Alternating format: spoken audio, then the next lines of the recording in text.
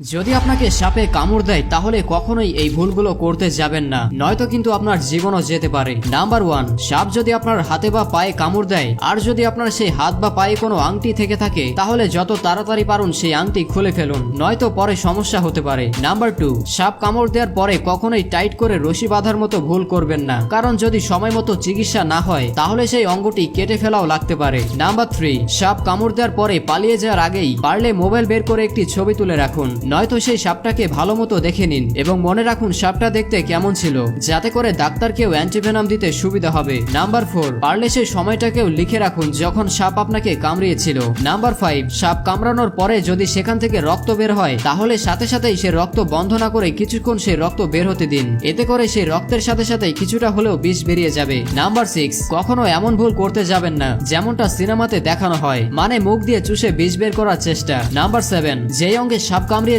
সেই অঙ্গটি বেশি নড়াচড়া করবেন না, নয়তো বিষ শরীরে দ্রুত ছড়িয়ে পড়তে থাকবে। নাম্বার 8, সাপ কামড়ালে কখনোই বেশি উত্তেজিত হবেন না বা ভয় পাবেন না, কারণ হতেও পারে সাপ শুধুমাত্র আপনাকে কামড়িয়েছে এবং সাপ আপনার শরীরে বিষ ঢালেওনি। নাম্বার 9, যেখানে সাপ কামড়িয়েছে সেখানে অযথা কোনো মলম বা ক্রিম লাগাতে যাবেন না। নাম্বার 10, সব থেকে গুরুত্বপূর্ণ ব্যাপার হচ্ছে সাপ কামড়ানোর পরে কখনোই সাপুরে বা কবিরাজের কাছে যাবেন না, সরাসরি হসপিটালে চলে যান। ভিডিওটি চাইলে আপনার পরিবারের সদস্যদের সাথে শেয়ার করতে পারেন এবং একটি লাইক দিতে পারেন। আজকে আমি মোস্টপ্লে অ্যাপ সম্পর্কে বলবো।